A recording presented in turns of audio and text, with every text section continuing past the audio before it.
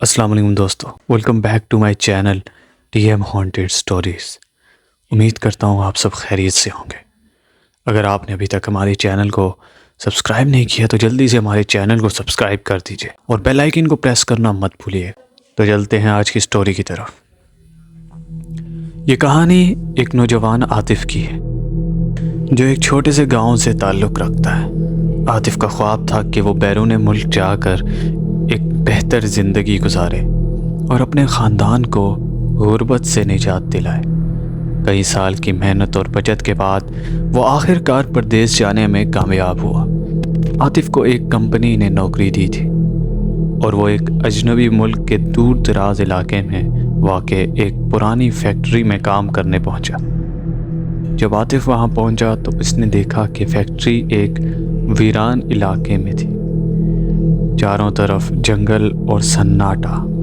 وہیں قریب ایک پرانی رہائشی عمارت تھی جہاں فیکٹری کے ملازمین رہتے تھے۔ عمارت دیکھنے میں نہایت خوفناک تھی۔ عاطف کو پہلے ہی دن عجیب سی بے چینی محسوس ہوئی، مگر وہ اپنے خوابوں کی تعبیر کے لیے ہر مشکل کا سامنا کرنے کو تیار تھا۔ عاطف کی پہلی رات بہت عجیب گزری۔ اس نے محسوس کیا کہ کمرے میں کوئی موجود ہے، حالانکہ وہ اکیلا تھا۔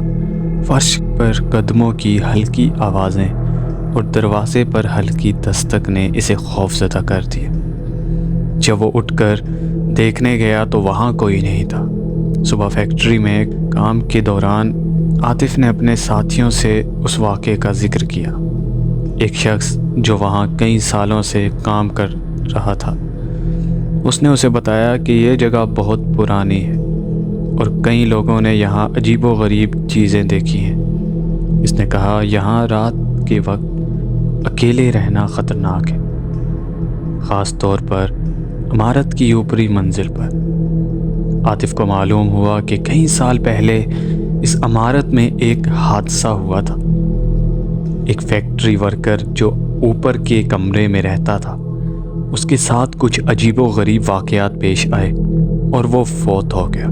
کچھ لوگوں کا کہنا تھا کہ وہ جنات کے زیر اثر تھا، جبکہ کچھ اسے محض ایک حادثہ مانتے تھے۔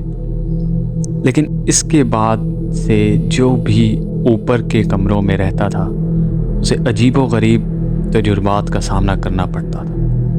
اگلے چند دنوں میں عاطف نے مزید عجیب و غریب چیزیں محسوس کیں۔ کبھی اسے لگتا کہ کوئی اس کا نام لے کر پکار رہا ہے، تو کبھی رات کے وقت کسی کے چلنے کی آواز آتی۔ ایک رات جب عاطف سو رہا تھا تو اسے محسوس ہوا کہ کسی نے اس کا بستر ہلا دیا ہے۔ وہ جاگ گیا لیکن کمرے میں کوئی نہیں تھا۔ اگلی صبح عاطف نے اپنے ساتھ کام کرنے والوں سے ایک بار پھر بات کی۔ انہوں نے اسے مشورہ دیا کہ وہ کسی مولوی یا روحانی شخصیت سے رابطہ کرے، لیکن چونکہ وہ اجنبی ملک میں تھا ایسا کرنا مشکل تھا۔ عاطف نے ہمت کی اور اس واقعے کو نظر انداز کرنے کی کوشش کی۔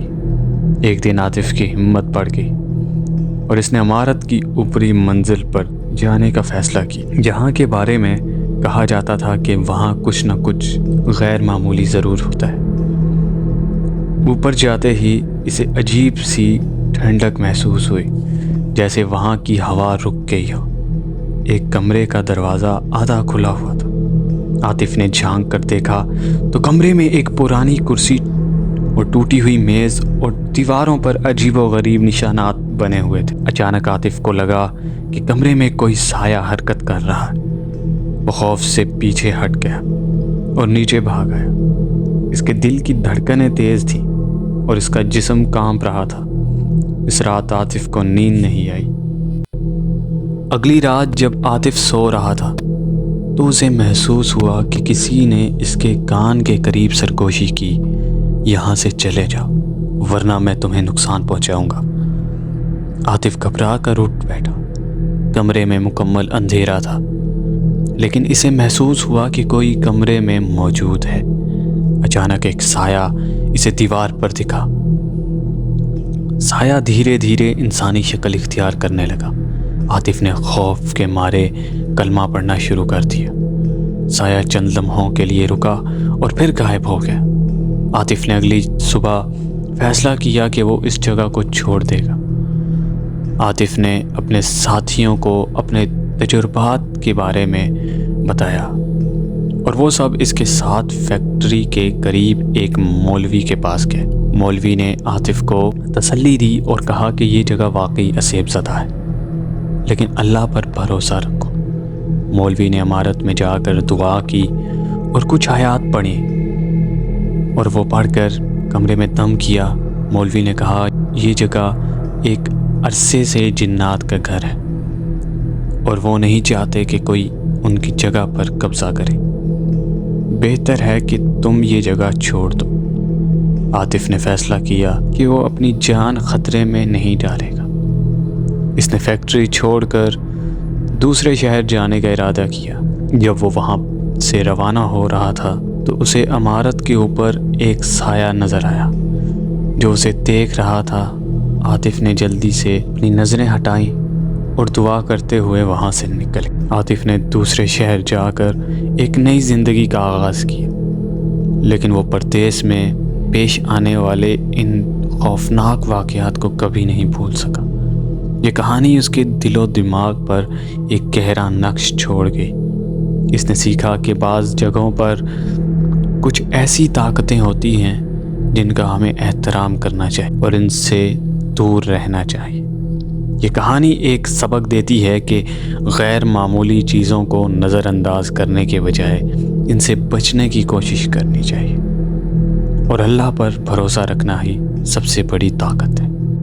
بہرحال دوستو، یہ تھی ہماری آج کی سٹوری۔ امید کرتا ہوں کہ آپ کو اچھی لگی ہوگی۔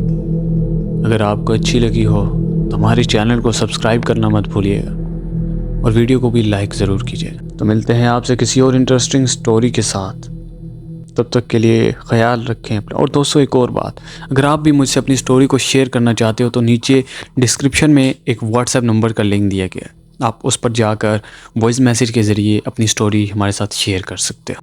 تو ملتے ہیں آپ سے کسی اور انٹرسٹنگ سٹوری کے ساتھ، تب تک کے لیے خیال رکھیں اپنا۔ اللہ حافظ۔